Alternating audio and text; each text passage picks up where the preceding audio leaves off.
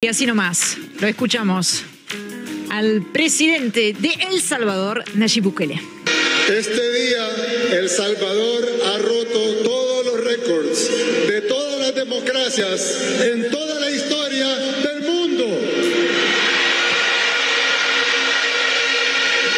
En una plaza colmada, Nayib Bukele se dirige a la multitud desde el balcón presidencial en la ciudad capital de El Salvador. Está hablando con un tono grandilocuente.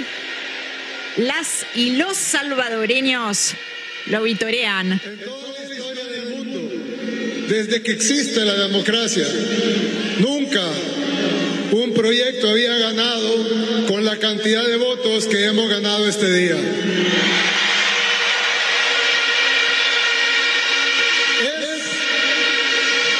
Es literalmente el porcentaje más alto de toda la historia.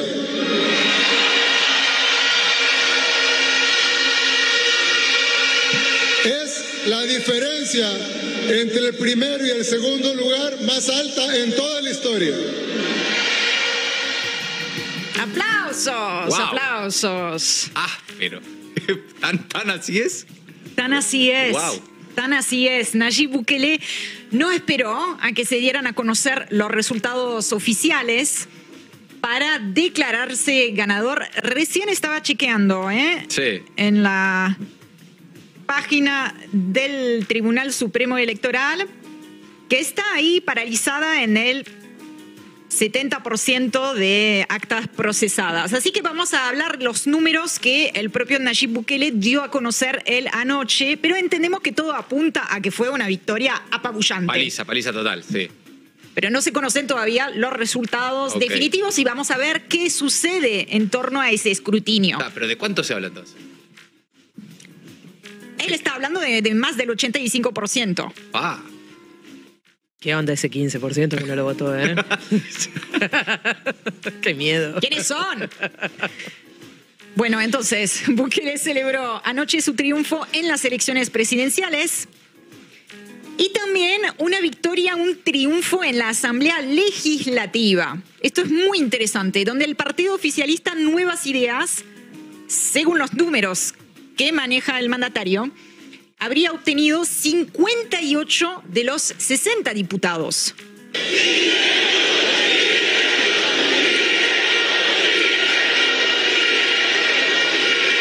¡Claro, no se pudo!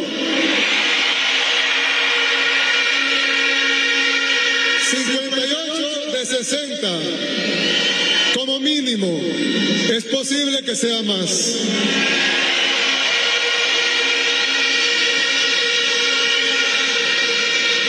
Sería la primera vez que en un país existe un partido único en un sistema plenamente democrático. Toda la oposición junta quedó pulverizada. Lo acaba de explicar el propio Nayib Bukele. Las elecciones, ahí también veremos los resultados, pero nuevamente todo apunta efectivamente que la victoria fue apabullante también en las legislativas, que fue un poco la apuesta, ¿no?, del oficialismo del último tramo de campaña. Digo, ya se sabía o todos los pronósticos anticipaban una victoria contundente en cuanto a lo presidencial, en el terreno presidencial, lo que trató y trabajó muy duro para eso, digamos, el oficialismo es para retener una mayoría, vamos a ver que es mucho más que una mayoría, en el Congreso. A ver, le quiero explicar sobre ese punto que las elecciones de este año presentan varias particularidades.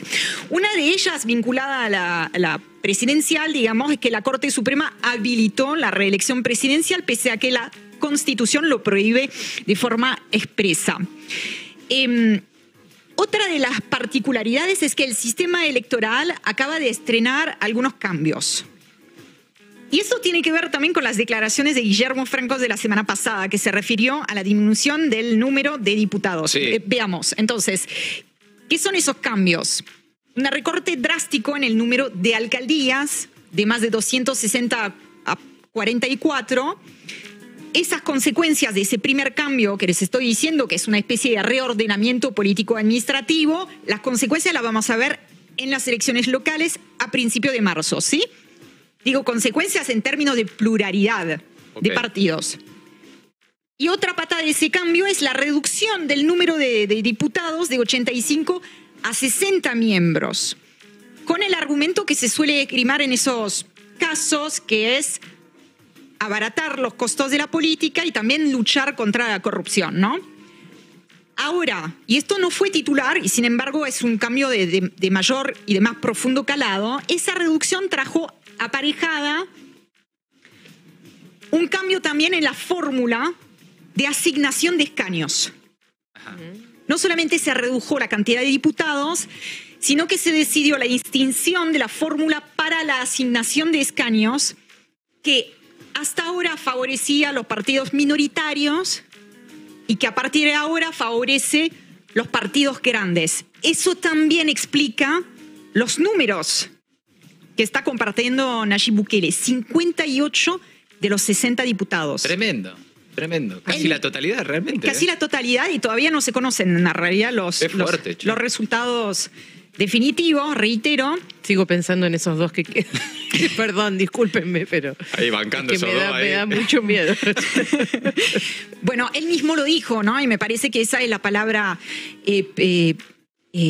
acertada, digamos. La oposición quedó pulverizada. Sí. No hay más oposición. Bukele viene gozando de una mayoría llamada calificada desde 2021. Esa mayoría calificada es la que le garantizó la aprobación de todas sus propuestas de gobierno desde entonces. Muchas veces les tengo que decir, incluso sin análisis ni discusión alguna, pasan como trámite administrativo. Entre ellas, por ejemplo, el estado de excepción, que es un estado que se viene prorrogando una y otra vez desde marzo de 2022 como parte, ¿no?, de esa lucha contra la inseguridad, contra las pandillas, y que pasó a ser ahora un estado permanente. Entonces, repasando, tenemos un ejecutivo muy fuerte, personalista, incluso paternalista, con el apoyo claro, innegable de las mayorías.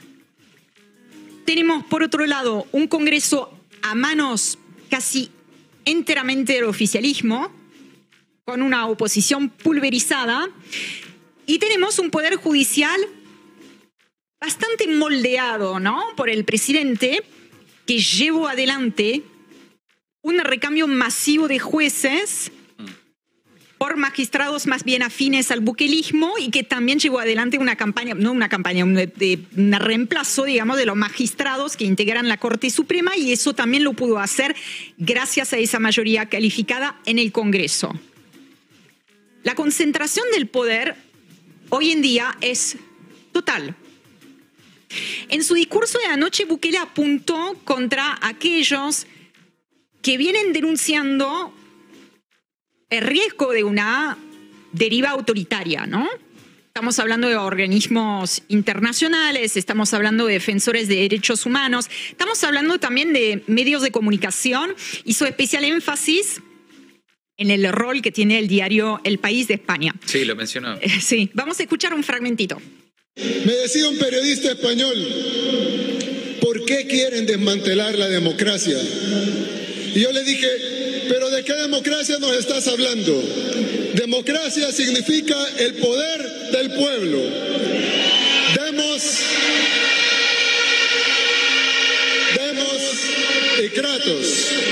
De ahí viene la palabra democracia. Demos y kratos. Demos significa pueblo y kratos significa poder. Significa el poder del pueblo.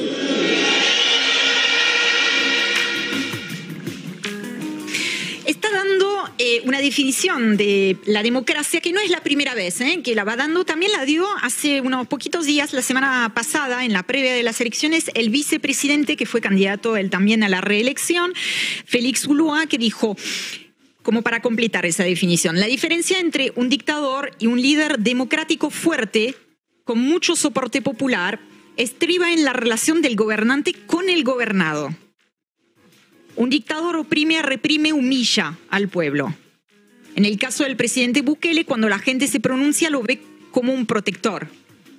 como alguien que le lleva seguridad y que está junto al pueblo en los momentos críticos. Eso decía, dijo el vice. El vicepresidente, lo voy diciendo, les voy compartiendo como para completar lo que decía el propio Bukele, pero que digamos que es la definición que viene instalando, ¿no?, el bukelismo para explicar que el modelo que ellos están implementando no es una dictadura, es una democracia hecha a medida y con apoyo del pueblo. A mí me parece que hay que sacarse de encima la cuestión de esa urgencia que sentimos en decir si está bien, está mal. Simplemente ver que ahí tenemos un desafío, un reto muy grande a lo que es la democracia. Nos obliga a pensar qué es la democracia. O mejor dicho, diría qué hace a la democracia.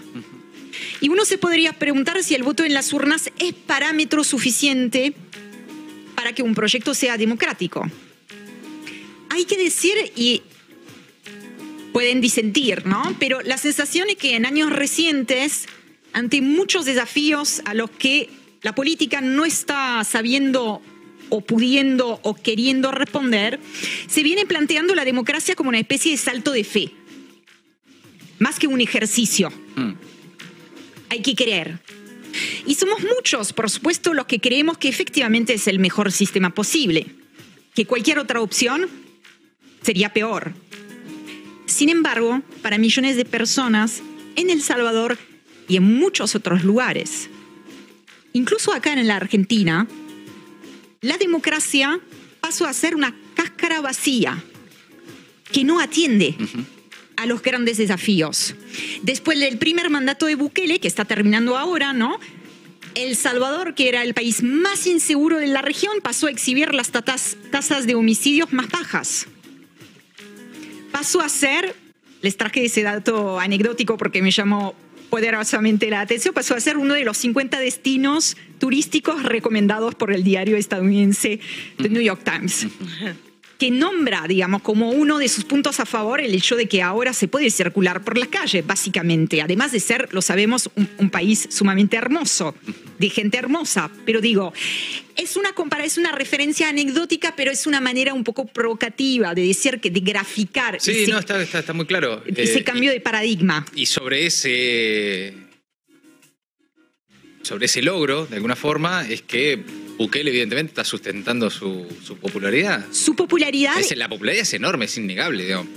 Si fue 85, 80, bueno, veremos ya después qué dicen los datos oficiales. Pero de todas formas... La enorme mayoría de la sociedad lo votó. Y si no fuera 80, 70, 60... Es un montón igual. Es un montón igual, claro. Sí. Entonces, ¿qué pasa, no? ¿Qué pasa con esa democracia que no logra atender las necesidades más acuciantes?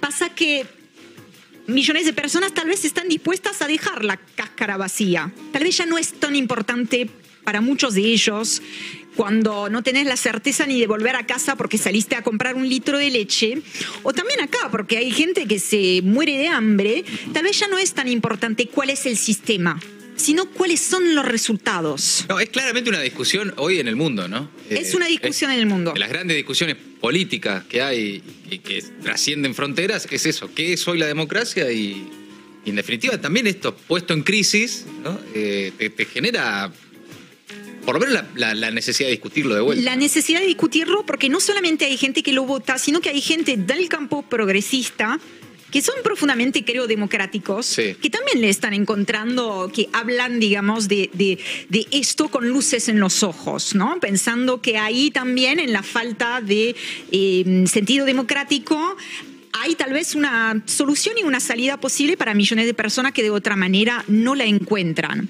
¿A costa de qué? Bueno, de que tal vez el hijo de la vecina sea detenido sin causa, ¿no? A costa de, no sé, arrestos arbitrarios, torturas, muertes en prisión, como están denunciando algunas organizaciones de derechos humanos, a costa de los derechos constitucionales que se encuentran restringidos, ¿no? A costa de muchas cosas.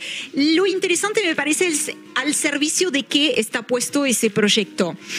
Hoy los salvadoreños y las salvadoreñas están diciendo mayoritariamente estás puesto al servicio de lo correcto, pero bien podría estar al servicio de cualquier proyecto y ya no tienen contrapoderes como para pararlo. Clarísima la columna de Orián Fleischer. Bukele reelecto por una locura de votos en El Salvador. Un país unido por la radio.